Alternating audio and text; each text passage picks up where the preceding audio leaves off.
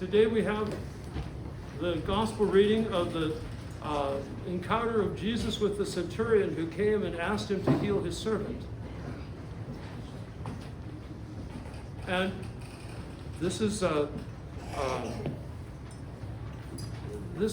this story, not really a parable. This story is something very, very valuable for us to contemplate. It has many levels. And first off, who was the centurion? He was a soldier who was the captain of an occupying force. Not exactly somebody that the Jews would either respect or that they would honor or even be polite to. And there was basically no contact beyond what was absolutely necessary. But between the Jews, who were the occupied people, and the Romans. And in fact, for the Jews, it was considered almost that you became unclean if you had contact with a Roman, much less the idea that a Jew would enter the house of a pagan was something unthinkable. And so Jesus was there, and the centurion came up to him, and his servant was sick and suffering. And he said, "Lord, please come heal my servant." Or he didn't say come, he just said, "Lord, please heal my servant." And so this dialogue arose. And Jesus said, "Sure, I'll come." And the centurion said, "I'm not worthy that you should enter my house." What an act of humility for a senior officer to say to this Jewish rabbi, to say to this person who is part of the occupied, subjected people, "I'm not worthy to enter your house, but only say a word, and my servant will be healed."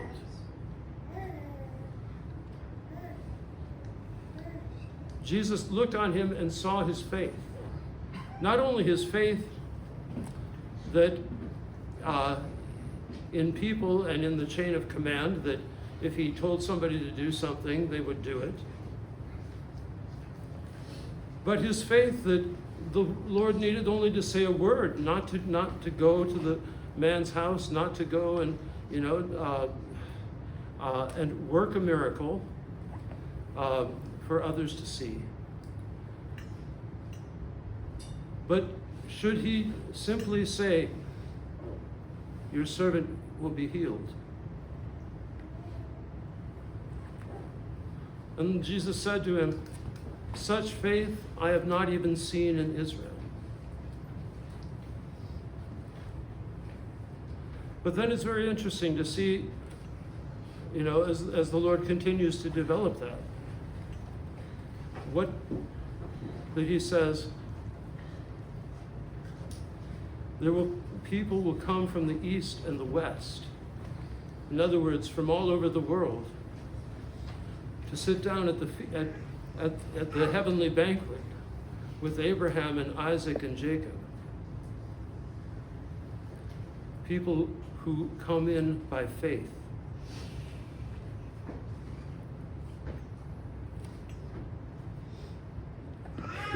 And the sons of the kingdom will be cast into outer darkness, who have no faith.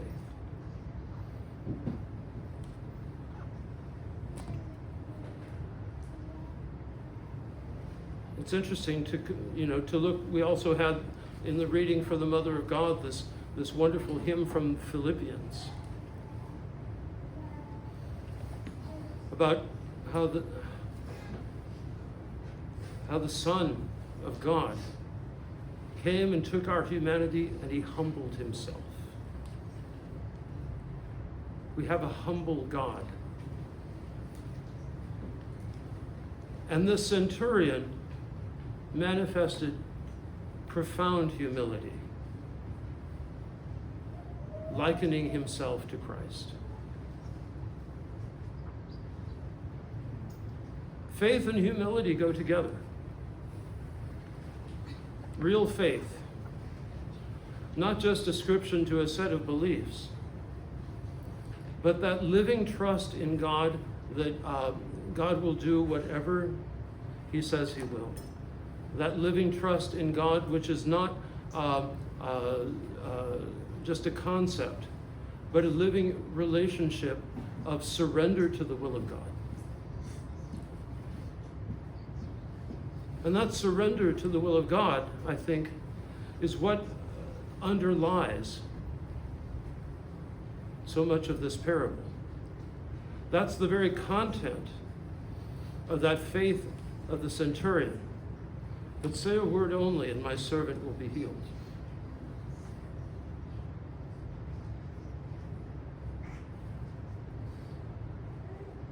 So we should consider, what does it mean to completely surrender to God? All of our life, everything that we have, to put it completely with ultimate trust into the hands of God. Accepting that whatever he decrees, whatever he does, whatever he wills, is for us and for our salvation.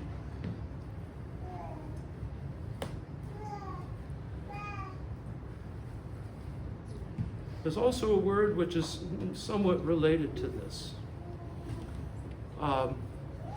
Given the political content of what there was between the Roman occupiers and the Jews in Israel at the time, there was great hatred and resentment. And yet this centurion came to Jesus,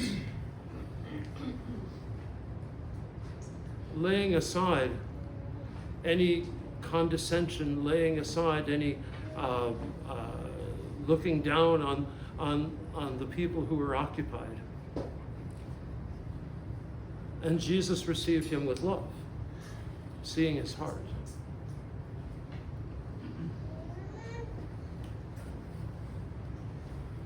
We live in our time is a very political season with these conventions and things like that, and the election and all of the things that go around on our mind. But I think one of the most important things that needs to be said is that we have to be very, very watchful that we do not let the kind of hatred that has been unleashed on our culture, do not let it creep into our hearts. We know that the left hates the right. And there's part of the right that hates the left.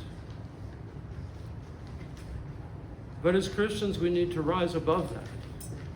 We need to have our clear choices. We need to understand what the issues are. We need to make the right choices to whom we vote for and why. But we must not hate.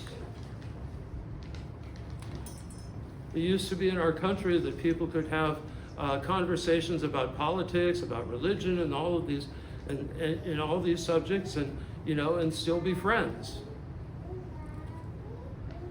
And how is it now that our culture, our country, our people has become so divided that we can't even have a civil conversation?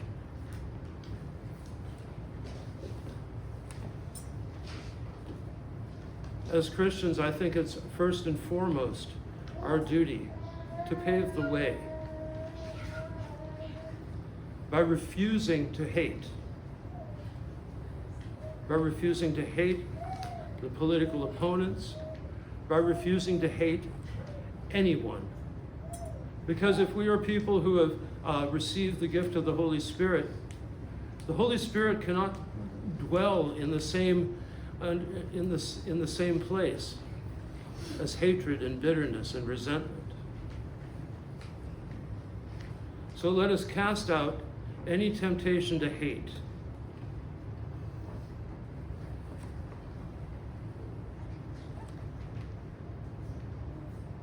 And even pray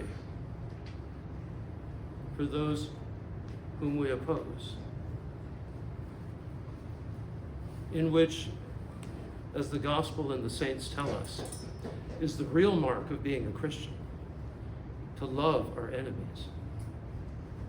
Doesn't mean we need to agree with our enemies or with our adversary, but we need to love them.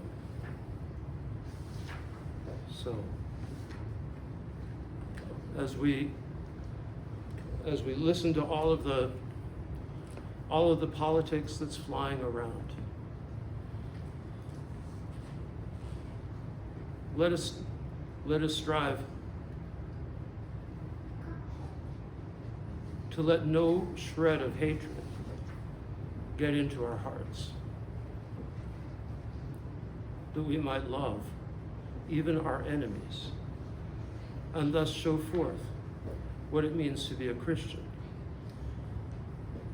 by rising above this cultural movement, so that we might show people that there is a way that transcends these human passions.